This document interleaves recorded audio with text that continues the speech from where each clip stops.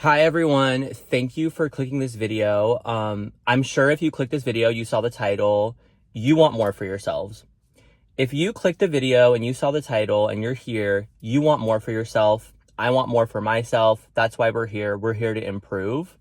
Something about that caught your eye, and that just means that on a soul level, you are ready to improve. So round of applause for yourself right now for taking the first steps and selecting content that speaks to actual self-improvement, because I'm going to get into it.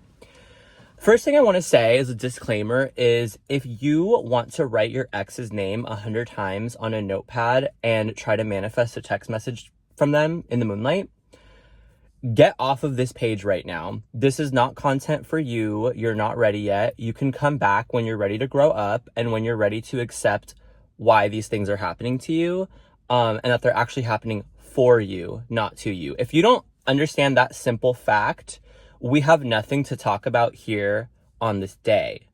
If you understand that fact, then you're my people, and let's get into it. So I'm making this video partially for myself. I want to make one thing clear. Self-help and self-improvement is a cyclical task. You will never be perfect. You will always find yourself back at some form of rock bottom, and please do not let that discourage you. It is a muscle that needs to be trained. You can have the most beautiful epiphany. You can learn something really magical from this video or from other videos. And if you don't implement it into your life and maintain it and water it and cultivate it, it will die. And you will find yourself back here with the same bad habits. I'm speaking to myself as well, that you've had from the jump. So if you want to create actual change in your life, it's a muscle and it must be tended to. And I really want to make this video also to hold myself accountable. As I've said, I am also experiencing a little bit of a rock bottom, but I'm not going to shy away from it, and I don't want you to either. One thing that I really want to establish in this video is if you want to be miserable and pathetic, you can go ahead and do that. This world will prey on you and will suck you dry and will leave you on the road like sewage, and you will have nothing to give and you will gain nothing and you will be pathetic and miserable for the rest of your life if you so choose. No one is going to stop you. The way that our world works is that there are losers and there are people that unfortunately don't want to do the work and they just want to be miserable.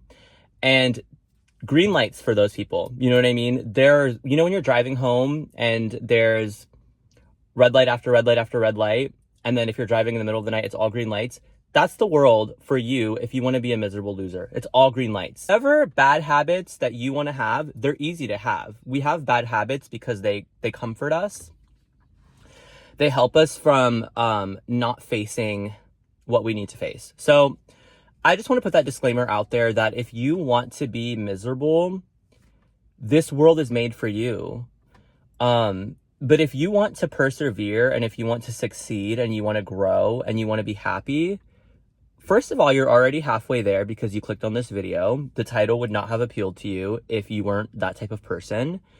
And second of all, it's going to be hard work, but you have the personality type, from what I gather, to where you can make that happen for yourself. So congratulations and round of applause. I'm going to give you steps. I normally don't like steps because I think steps are very cookie cutter and I think they're very, it's just useless. It's not realistic. Not everyone's going to have the same step 1, step 2, step 3. There's no particular order to what I'm telling you. Please just grab what you want and whatever's working for you and where you're at right now. But at some point you should be doing all of these. Okay. So I'm going to give you steps. So step 1, and I really want to say this cautiously because of our culture right now. I know that this might be an unpopular thing, but this changed my life, and I feel like if you're not doing this, you're dumb. I'm sorry. You need to be working out. If you're not working out, especially in your youth, but this video is for everyone, but if you're not working out, especially in your youth, you might as well just go into traffic and lay down. That you might as well just do that. You have given up. You have youth, you have health, and like I said in the beginning, if that's not maintained and cultivated, it will die. You will die. Both emotionally, you will die. Physically, you will decay. And spiritually, you will die. You have to churn your energy. You have to work towards something physically. It's ritualistic. When you are practicing a ritualistic workout, it does not have to be weight training.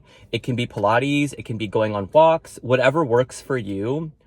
You are illustrating to the universe that with what you are given, you will take and you will prod and you will etch away at it and you will improve it. You are demonstrating to them that if they give you more, you will practice those same qualities of working on it and improving upon it. Why would they give you anything if you're just going to throw it away like you're throwing away your body? Why would they give you anything? In the universe, you get what you are. That's step 2, and we're going to get to it, but I just want to make that clear right now.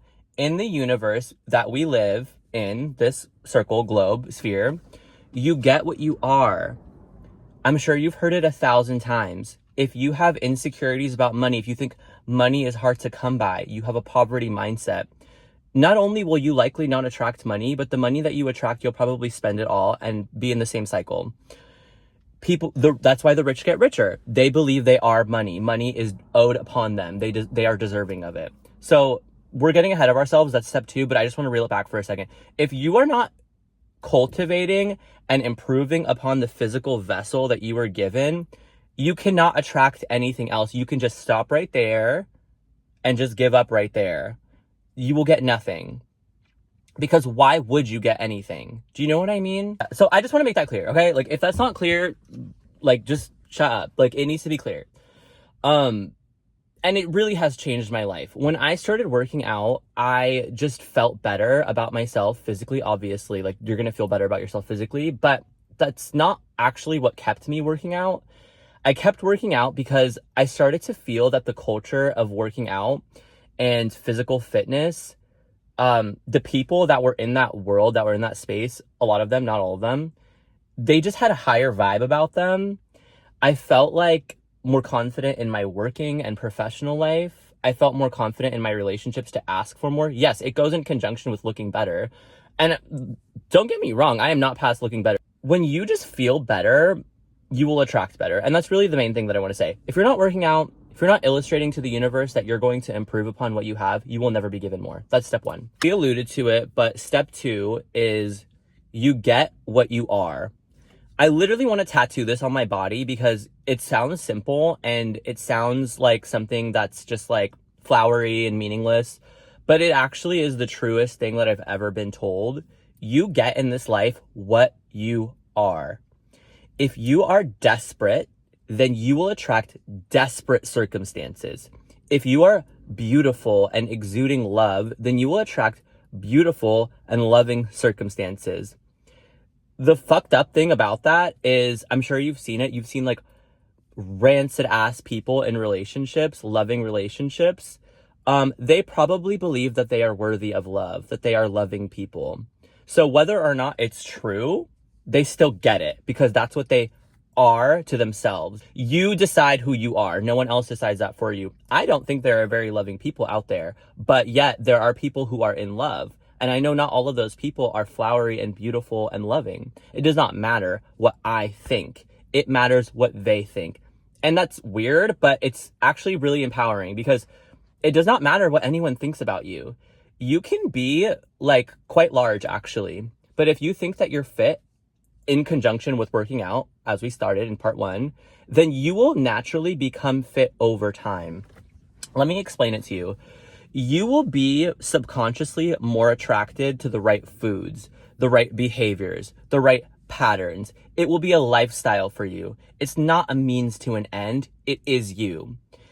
If you are trying to quit drinking, but you are surrounding yourselves with people who drink a lot, all of your friends are into going to the club, all of your friends are party people, you identify with those behaviors as well, you will not stop drinking. You have to remove yourself from the drinking environment to stop drinking. You have to become a sober person in mind and body and environment to become sober. Just like if you start a new diet. If you're going to start a new diet, but you're still an indulgent, hedonistic person, it will not last because you yourself are not demonstrative of willpower. If you want something that requires hard work, then you have to consider yourself someone who works hard. Do you get what I'm saying?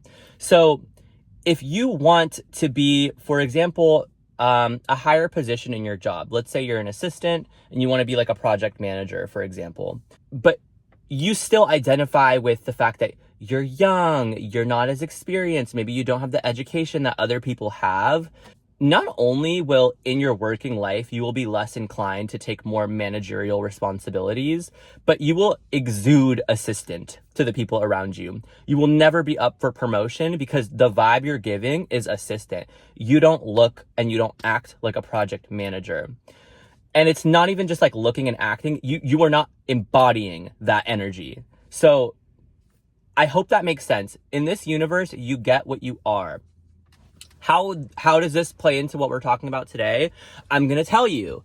So the way that it plays into what we're talking about today is if you are considering yourself a loser or an insecure person or a worthless individual, then everyone else will too, or you will attract or subconsciously be attracted to situations that speak to that paradigm.